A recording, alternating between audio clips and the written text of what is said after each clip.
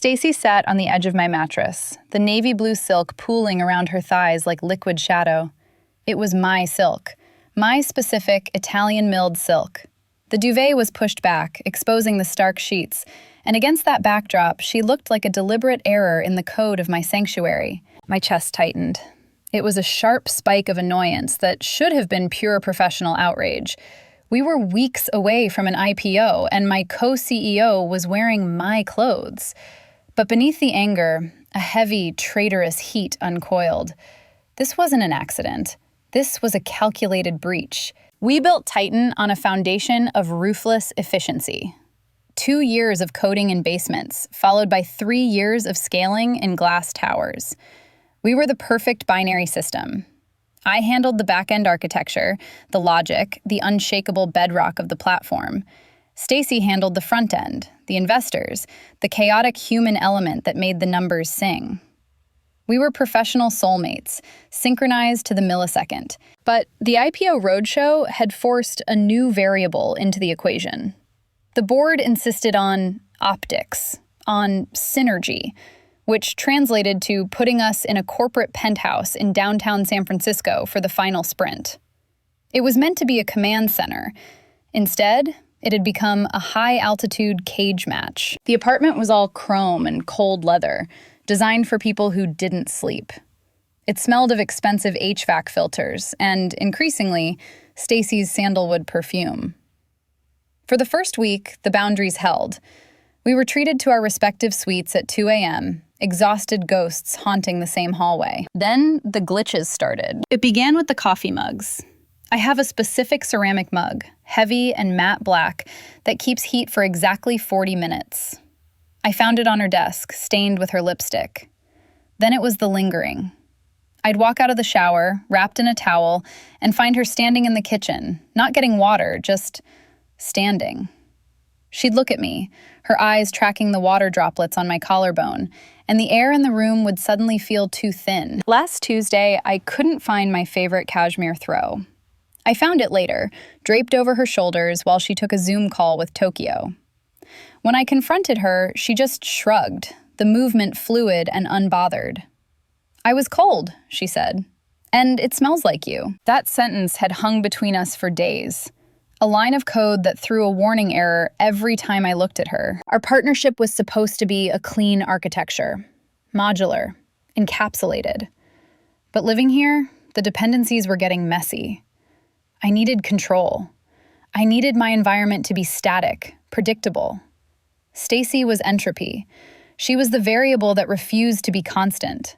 She thrived in the mess, in the blur between mine and yours. Tonight, though, the blur had sharpened into something dangerous.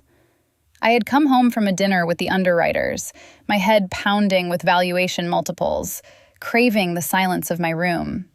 I wanted to strip off the armor of the visionary founder and just be a person in soft clothes. But the door to my suite was ajar, just an inch, a sliver of darkness cutting into the hallway light. I knew instantly that the architecture had failed.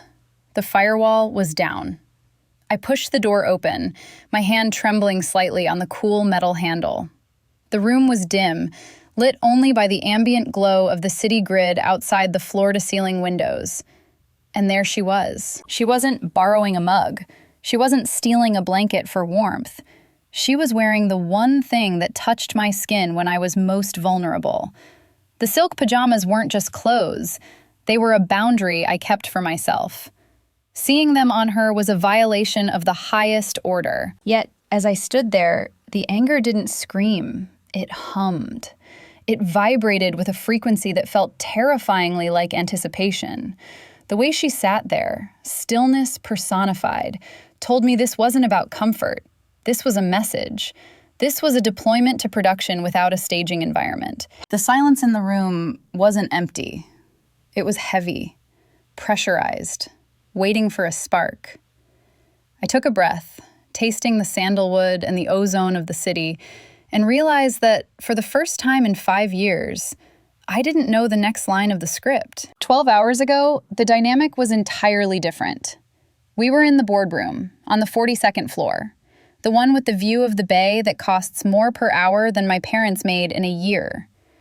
The air conditioning was set to a crisp 68 degrees, designed to keep pulses low and logic high. We were pitching the Series C lead investors, a group of men in fleeces who looked at us like we were exotic algorithms they hadn't quite cracked yet. Stacy was in her full armor, a charcoal suit, sharp enough to cut glass, hair pulled back so tight it looked painful. She was the weapon. I was the shield. That's how we worked. She'd lean forward, eyes flashing, spinning the narrative of disruption. And just as an investor would open his mouth to poke a hole in the dream, I'd slide in with the data. We didn't need signals. It was a cellular level of synchronization. I knew she was done speaking a millisecond before her lips stopped moving. She knew I had the answer before I checked the spreadsheet. There was a moment, around 2, when the lead partner asked about retention metrics. It was a trap. Stacy knew it. She paused, and her eyes flicked to mine. It wasn't a plea for help. It was a check-in.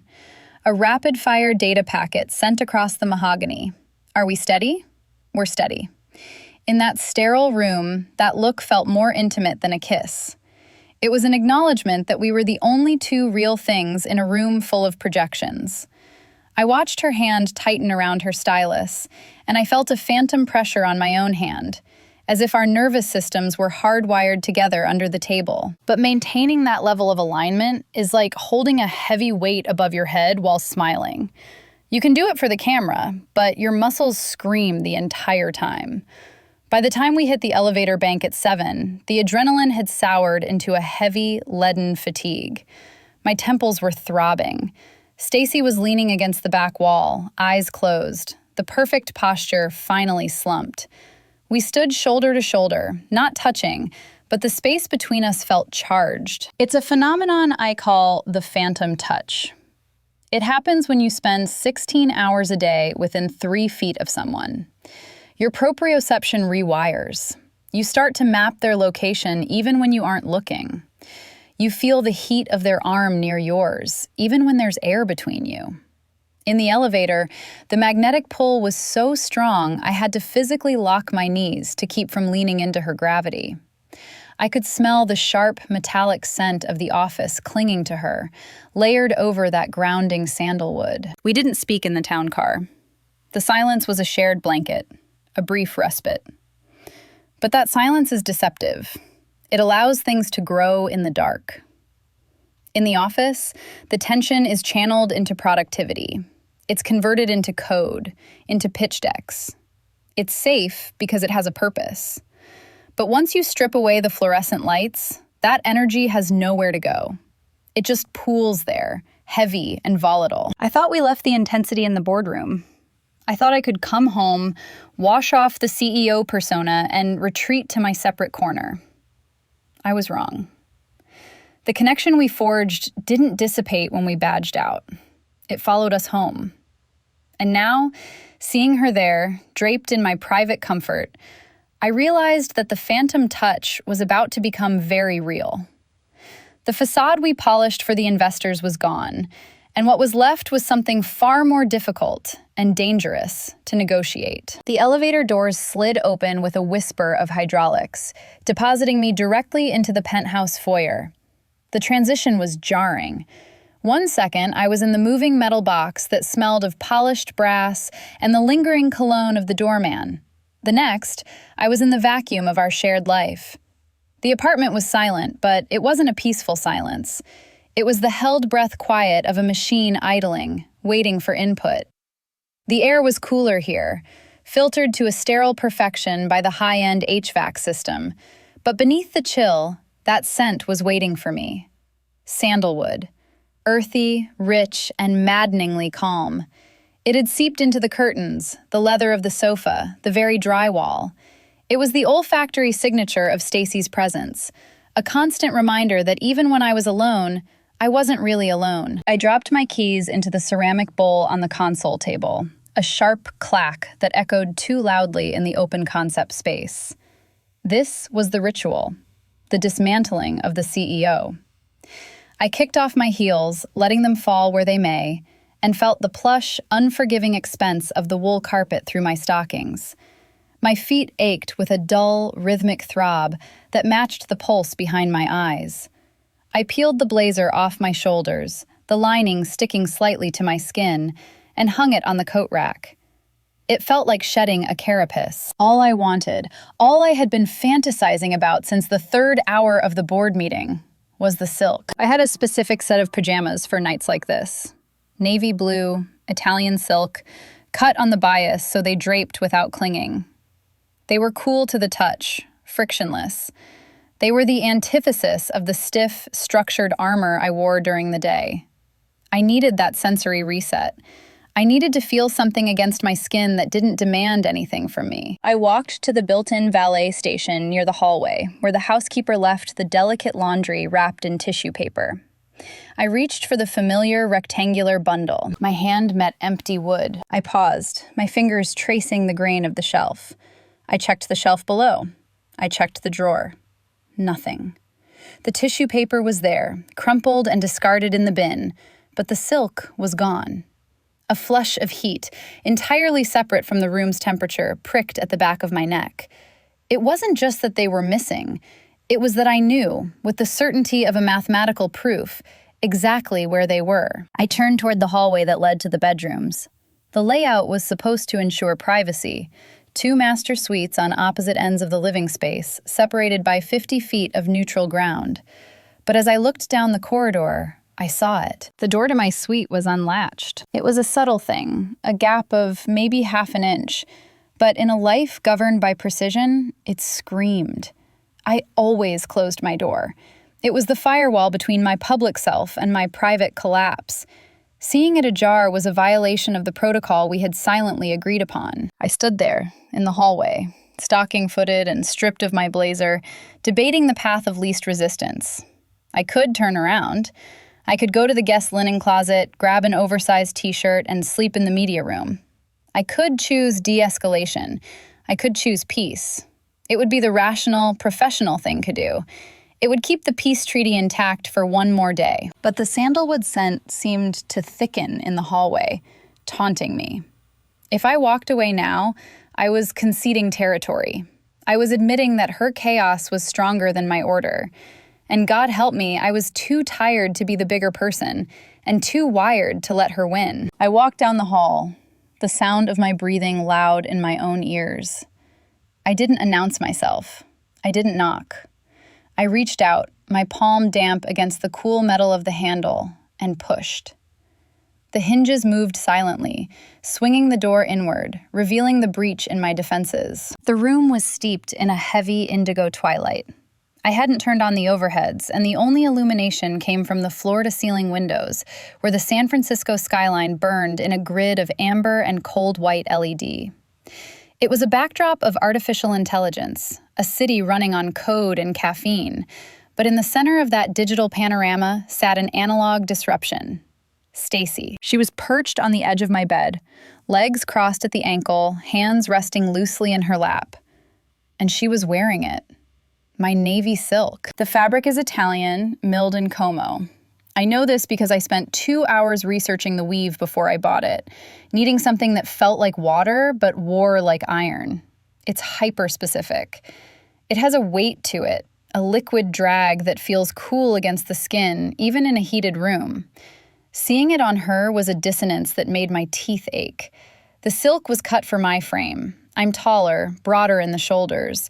So on her, the top slumped slightly, the neckline dipping lower than it ever did on me, exposing the sharp, pale architecture of her collarbone. The sleeves were rolled up once, a casual adjustment that felt maddeningly domestic. The pants pooled around her feet on the plush carpet, a puddle of dark luxury that she had dragged through the dust of our shared boundary. It wasn't just theft. Theft implies she wanted the object. This was something else.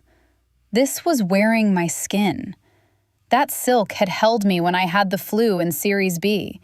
It had been the only thing touching me the night we signed the term sheet for the bridge round. It was an intimate archive of my body's history. And now it was draping over hers, warming to her temperature, absorbing her scent. The visual input was overwhelming. It was a data breach of the senses. The way the fabric caught the city light, shimmering with a wet, mercurial sheen every time she breathed, drew my eye to the rise and fall of her chest. The stark white of my duvet, pushed back in a chaotic heap, acted as a high-contrast reflector, throwing the deep midnight blue of the pajamas into sharp relief. It forced me to look at her, not as a co-founder, or a problem to be solved, or a metric to be managed, but as a physical reality. Usually, Stacy is a study in kinetic energy. She paces, she taps pens, she vibrates with the chaotic potential of a startup on the verge of greatness. But here, she was terrifyingly still. She didn't jump up. She didn't offer the breathless, charming apology she used when she was late to a board meeting. She didn't even uncross her legs. She just watched me. Her eyes were dark pools in the shadows, reflecting the city lights, unreadable and unflinching. There was a challenge in the set of her jaw, a dare etched into the stillness. It was the same look she gave competitors right before we acquired them, a look of absolute, predatory confidence. The silence that stretched between us wasn't empty. It was structural. It felt like the air pressure drop before a thunderstorm breaks.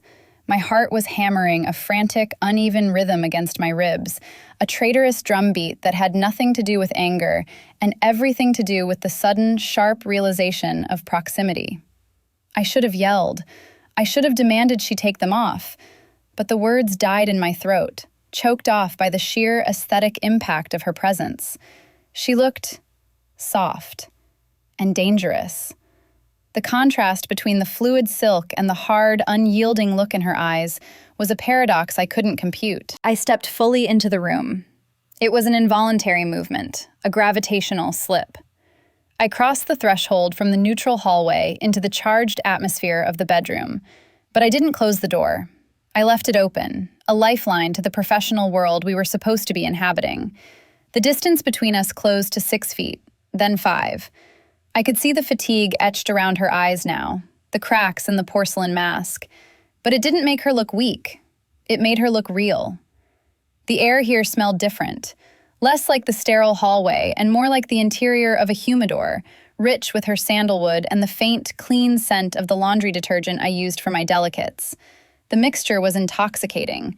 It was the scent of a line being crossed. "The dilution clause," she said. Her voice was steady, pitched in that low, resonant register she reserved for difficult board members and hostile press.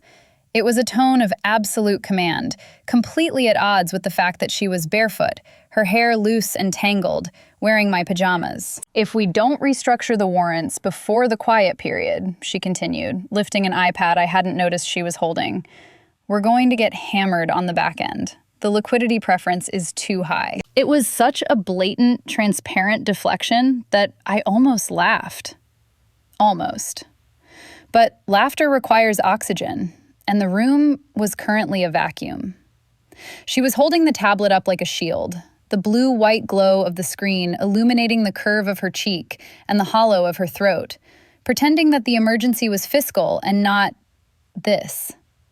Not the fact that she was sitting in the center of my private world, wearing my sleepwear like a second skin. I could have called it out. I could have said, "Stacy, take off my pants." I could have pointed out that at 11 p.m., the warrants were a problem for the lawyers, not for us. But that sentence felt too heavy, too loaded with implications I wasn't ready to parse. The business partner dynamic was a known variable. It was safe.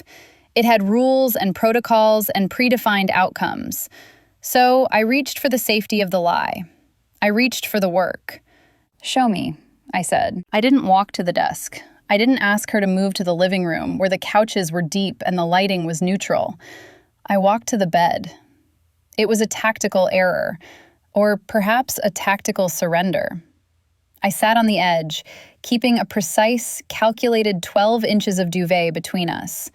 The mattress was memory foam, high density and expensive, but it still registered the shift in weight. We tilted, imperceptibly, toward each other.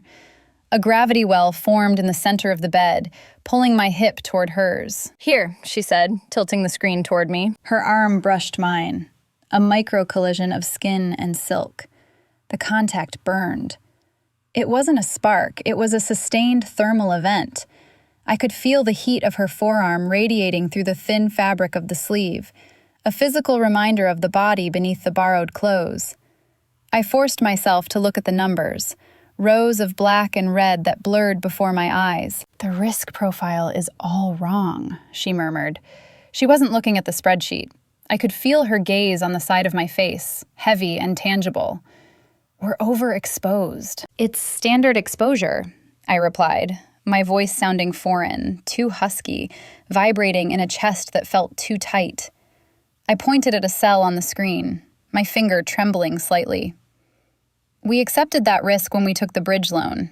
It's the cost of doing business." "I don't like being exposed," she whispered. The double meaning hung in the air, thick and undeniable.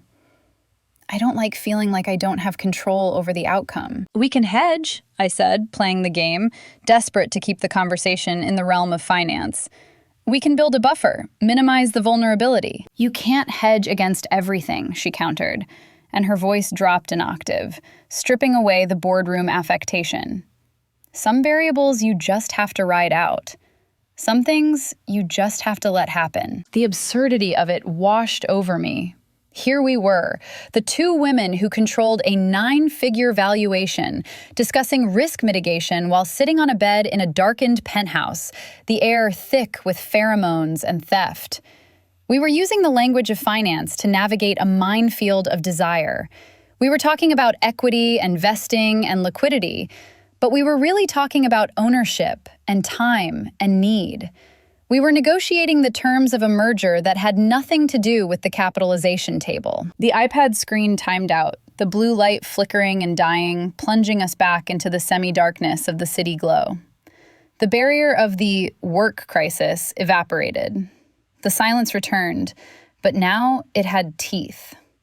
The buffer of the spreadsheet was gone, and with it, the last shred of my plausible deniability. I looked at her. Really looked at her, and saw that the deflection had failed for both of us. The silence wasn't professional anymore. It was the silence of a question waiting to be answered. The screen of the tablet faded to black, leaving us stranded in the dim amber wash of the city lights. The shield was down. The numbers had evaporated. There was nothing left to buffer the signal between us. I placed my hand on the mattress, feeling the heat radiating from her leg just inches away. The silence wasn't a pause anymore. It was a demand. "Why are you wearing my clothes, Stacy?" The question came out quieter than I intended, stripped of the CEO's command. It wasn't an accusation of theft. It was an inquiry into motive. I needed to understand the logic behind the breach. Stacy looked down at her lap, her fingers tracing the seam of the silk trousers. She didn't look guilty.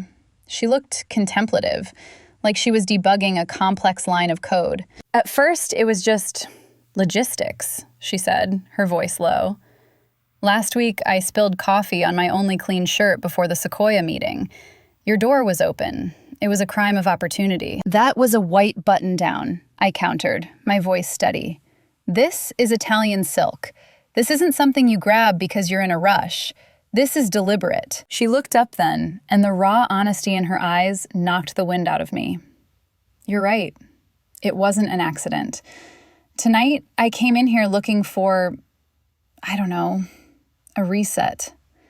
She pulled the fabric tighter around her shoulders, a gesture of self-containment. "I opened your drawer and I saw them, and I knew exactly how they would feel. I knew they would be cool and heavy and..." She paused, searching for the word. "Yours." "That doesn't explain why you're still wearing them," I said, though my resolve was melting like ice in warm water. "Because of the smell," she whispered. The air in the room seemed to contract. "The smell? It's not just the detergent or that specific perfume you wear only for board meetings," she said, leaning forward slightly. The movement brought a waft of sandalwood and me toward my face. "It's the scent of order, of calm. When I wear my own clothes, I smell the stress. I smell the 16-hour days and the stale air of the conference room. But this..." She ran a hand down her arm, over the navy silk. "This smells like you when you're sleeping. It smells like the one person in this company who isn't vibrating with panic. I tried to summon the professional indignation that had fueled me in the hallway. Stacy, it's a violation of boundaries. We are co-CEOs. We have a partnership agreement.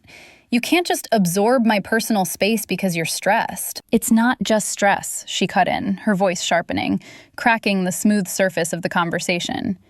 It's terror. Do you have any idea what it feels like out there for me? I have to be the face. I have to be the energy. I have to sell the dream to people who are waiting for us to fail.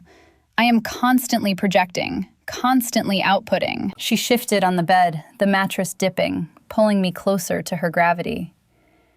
I feel like I'm disintegrating, bits of me flying off in every direction. But you, her eyes locked onto mine, intense and desperate. You are the bedrock. You are the only thing in my life that is solid. When I wear this, when I'm close to you, the shaking stops. I needed to feel contained. I needed to feel held by something that wasn't asking me for a return on investment. The confession hung in the air, heavy and absolute. The rebuke died on my lips. I looked at the woman who could stare down a room of hostile venture capitalists without blinking, and I saw the cracks in the foundation. She wasn't stealing my pajamas to annoy me. She was wrapping herself in the only safety she knew. She was using my scent, my proximity, as a distinct architectural support beam to keep her own structure from collapsing under the weight of the IPO. "You're using me as a sedative," I said, but the words lacked bite. They sounded more like a realization. "I'm using you as an anchor," she corrected, her voice barely a whisper. "Because if I don't hold on to something real tonight, I think I might just float away." Stacy shifted.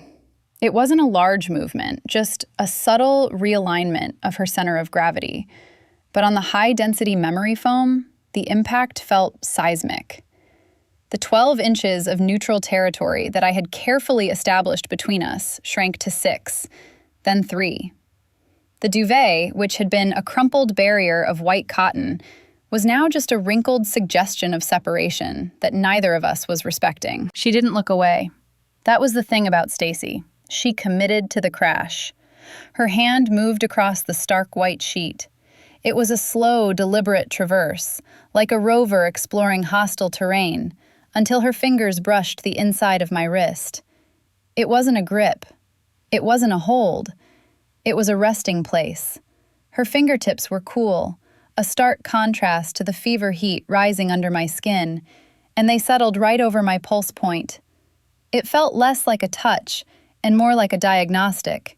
She was checking to see if the engine was running as hot as hers, measuring the RPM of my heart against the silence of the room. The contact sent a shockwave up my arm that bypassed my logic centers entirely. My brain, usually a fortress of risk assessments, contingency plans, and exit strategies, went silent. All I could process was the weight of her hand and the scent of sandalwood that flared with her sudden proximity. It was a grounding wire, a connection that made the rest of the world, the IPO, the board, the millions of dollars on the line, fade into static. I looked at her face. Really looked at her. In the office, under the harsh fluorescent glare of the boardroom, she is a study in polished angles and high-definition makeup. She is armor. She is a projection of success. But here, in the indigo shadows of the bedroom, the resolution was softer, more honest. I saw the fine lines fan out from the corners of her eyes, etchings left by months of squinting at projections and smiling at people we hated. I saw the slight tremor in her bottom lip, a crack in the stoicism that she would never let an investor see. And I saw her pupils. They were blown wide, swallowing the iris, black holes absorbing every photon of light in the room. Biology doesn't lie. Pupils dilate for 2 reasons: fear and desire.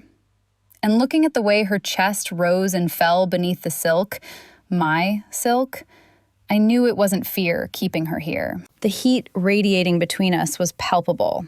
It was a physical pressure, denser than the air conditioning could combat. It defied the logic of our partnership agreement. Section 4, Clause B, maintaining professional distance. It was a joke now. The distance was gone. The professionalism was dissolving into something far more volatile. We were two binary stars that had drifted too close, our gravity wells merging, threatening to tear the whole system apart. The air between us felt charged, thick with the static of things we had spent 5 years not saying. And the terrifying truth, the one that scared me more than any market crash, was that I didn't want to correct the orbit. I should have pulled my hand away. I should have stood up, walked to the door, and ushered her out into the hallway. I should have reclaimed my pajamas and my bed and my sanity. But the thought of the door clicking shut, of the silence rushing back in to fill the space she occupied, felt like a physical blow. I didn't want the empty room. I didn't want the cold sheets.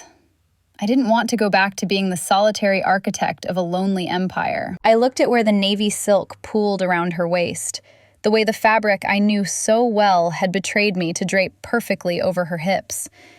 It didn't look like theft anymore. It looked like an inevitability. It looked like she belonged there, woven into the texture of my private life. The anger I had felt standing in the doorway had transmuted into something heavy and golden, a longing that sat deep in my chest. My hand, acting on its own accord, turned beneath hers, palm to palm. A silent answer. The friction of skin against skin was electric, a closed circuit finally finding its ground.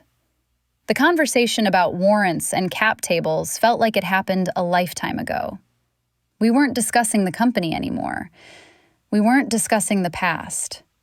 We were sitting on the precipice of a question that had been haunting us for 5 years, staring into the abyss of a shared future that wasn't in the pitch deck. Stacy, I breathed, and the name felt different in my mouth. Not a title, not a colleague, but a plea. You're not just staying for the anchor, are you? She didn't pull her hand away. Instead, her fingers curled around mine, a slow, deliberate interlocking that felt like a docking procedure. The friction of her palm against mine was a steady, grounding heat that seemed to override the ambient chill of the room. This was the negotiation. There were no lawyers present, no redlined documents, no arguments about valuation or board seats. The terms were being set in the silence, in the pressure of her grip, in the way her breathing hitched and then synchronized with mine. We were agreeing, without a single spoken word, that tonight the rules of engagement were suspended. Tonight, the firewall was down. The space between us on the bed, that carefully protected buffer zone of white duvet, ceased to be a boundary. It became a bridge. Stacy shifted again, and this time she didn't stop at the edge of my personal space. She closed the gap entirely. The movement was fluid, born of exhaustion and a desperate need for contact that she could no longer mask with sarcasm or strategy. She leaned into me, and the mattress dipped, adjusting to our combined mass. It felt inevitable, like gravity finally winning an argument against orbital mechanics. The room was quiet, but it was a thick, textured silence. I could hear the distant wail of a siren 40 floors down, and the ragged, uneven rhythm of her breathing. It was intimate in a way that felt dangerous. We shared air in boardrooms every day, but this was different. This was the air of my sanctuary, and she was breathing it in deep, filling her lungs with the safety I had curated. Then, she let go. The tension that held her spine straight, the invisible wire that kept her chin up and her shoulders back, simply snapped. She slumped against me, her head coming to rest on my shoulder. The weight of it was shocking, not because she was heavy, but because in 5 years of partnership, I had never known her to lean. She was the structure. She was the load-bearing wall. To feel her dead weight against me, to feel her surrender the effort of holding herself up, was a level of trust that terrified me more than the IPO ever could. I sat frozen for a moment, my body rigid, trying to process the data. I could feel the cool, slippery texture of the navy silk, my silk, pressing against the rougher wool of my suit trousers. It was a sensory collision, the fabric of my private life draping the woman who defined my public one. The scent of sandalwood and my own laundry detergent rose up, a complex olfactory map of the line we were crossing. My internal monologue, usually a stream of risk assessments and to-do lists, went silent. The part of my brain screaming liability was drowned out by the reality of her warmth. I realized, with a sudden, sharp clarity, that I didn't want to push her away. I didn't want to restore the boundaries. I wanted to be the wall she leaned on. I wanted to be the one thing in her life that didn't require a performance. My free hand, the one not anchored in hers, moved without my permission. It lifted, hovering for a second in the charged air before settling on the side of her neck. Her skin was hot, fever-bright against my cool fingertips. I felt her pulse jump, a rapid flutter against my thumb, but she didn't pull away.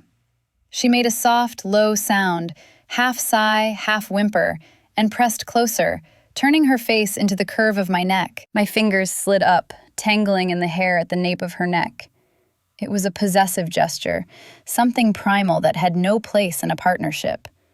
I traced the line of her jaw, feeling the tension locked in the muscle there, and applied a gentle pressure, silently commanding her to let go.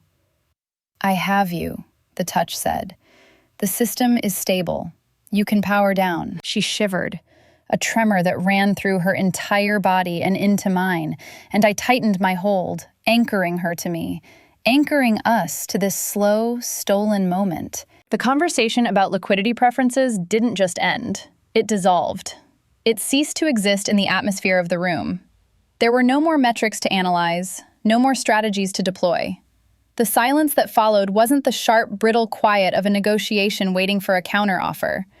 It was a soft, expansive stillness, heavy as a blanket. For the first time in 5 years, the hum of the startup, the constant low-frequency vibration of what's next, went offline. I could feel the tension draining out of Stacy's frame, a physical release that was almost startling. She was usually a coiled spring, storing potential energy for the next pitch, the next crisis. But here, anchored against my side, she was just weight and warmth. The frantic energy of the visionary had burned off, leaving behind the woman who was simply, exhaustingly human. I realized then that the definitions we used, business partner, co-founder, ally, were woefully insufficient patches for the reality of our operating system. We weren't just running a company together, we were surviving it together. The symbiosis had evolved beyond the professional. We had become a closed loop. My calm fed her chaos, her fire warmed my cold logic. Without her, I was just a machine processing data in a dark room. Without me, she was a star burning herself out in the void. We needed this proximity not to optimize workflow, but to maintain structural integrity. My gaze drifted down to the navy silk bunching at her waist. An hour ago, seeing her in my clothes had felt like a hostile takeover. It had felt like a violation of the one private coordinate I had left. Now, looking at the way the fabric draped over her hip, the fabric I had chosen for its comfort, for its specific ability to soothe, I saw the theft for what it truly was. It wasn't a provocation. It was a distress signal. She hadn't taken the pajamas because she wanted to annoy me. She had taken them because she needed to be wrapped in something that felt like me. She needed to simulate the safety of my presence when I was behind a closed door. It was a bid for connection so raw and clumsy it made my chest ache. It was a silent admission that despite the millions of dollars and the power suits, she was just a person who needed to be held. She was wearing my armor because hers had become too heavy to carry alone. We didn't move to turn off the lights. We didn't shift to make the sleeping arrangement more logical. I remained sitting up, leaning against the headboard, still in my suit trousers and dress shirt, while she curled into my side, wrapped in my silk. It was uncomfortable, objectively speaking. My arm was going to fall asleep. My neck was at a bad angle. But the thought of moving, of breaking the contact to prioritize physical comfort over emotional survival, was impossible. Her breathing evened out, deepening into the slow, rhythmic cadence of sleep. I stayed awake for a long time, listening to the city below us and the woman beside me, guarding the perimeter of our shared quiet. Eventually, the exhaustion of the roadshow pulled me under, and I drifted off, not into my own dreams, but into the dark, warm gravity of hers. The night passed in a blur of shared heat and unspoken vows. We slept in the wreckage of our professional boundaries, tangled together in a way that no partnership agreement could account for. And then, inevitably, the sun hit the glass. The sun hit the floor-to-ceiling glass like a physical blow, a blinding wash of white that shattered the indigo cocoon of the night. I woke with a sharp intake of breath, my internal clock screaming that we were behind schedule. For a split second, the disorientation was total. My neck was stiff from sleeping upright, my linen shirt was hopelessly wrinkled, and there was a warm, solid weight pressed against my side. Then the memory of the night flooded back, not as a mistake to be debugged, but as a necessary system calibration. Stacy was already stirring. She didn't bolt. She didn't apologize. She simply untangled herself from the sheets and my shoulder with a fluid, efficient grace. The navy silk shimmered in the harsh morning light, looking less like stolen property now and more like a shared asset. She caught my eye, and there was no panic in her gaze, no morning-after regret. There was only a quiet, resolute acknowledgement. We had survived the crash. The morning routine was a study in synchronized efficiency, but the frequency had shifted. Usually, we moved around each other like repelling magnets, careful not to intersect in the kitchen. Today, we moved like a single organism. I started the espresso machine, the grinder roaring to life. She pulled 2 mugs, my matte black ceramic one and her white porcelain one, and set them side by side. There was no conversation about the dilution clause or the emotional anchor. We didn't need to parse the data. The data was self-evident in the way she handed me my coffee, her fingers brushing mine, lingering for a fraction of a second longer than necessary. It was a transfer of energy, a silent confirmation that the connection was still live. I watched her drink, the steam curling around her face, and realized the phantom touch hadn't faded with the sunrise. It had integrated. We left the penthouse 20 minutes later. The armor was back in place. Her hair was sleek, pulled back into that severe bun. My blazer was sharp, buttoned to the chin. But the underlying architecture had changed. We walked into the lobby of the HQ not as 2 executives sharing a lane, but as a phalanx. In the town car, the silence wasn't heavy or filled with unsaid things.